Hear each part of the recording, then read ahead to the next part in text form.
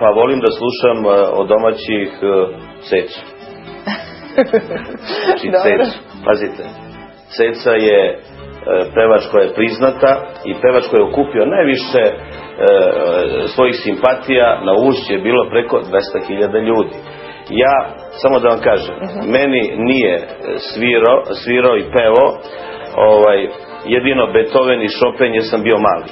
A ne postoji estradni umetnik, narodni ili zabavni koji mi nije pevao u prostoriji od 2-3 metra da se nalazi... Kako vi ste bili mali Beethoven i Chopin?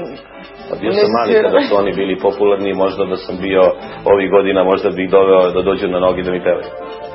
Pošto sam muzikalan, volim muziku, samo da vam kažem da u mojoj biografiji ja sam se bavio i estradom, tako da, jer je to bio ekonomski interes. Ja mislim da ste vi napravili neki lapsus. Vi niste bili mali kad je Beethoven bio živ. Jes. Pa koliko Beethoven ima godina?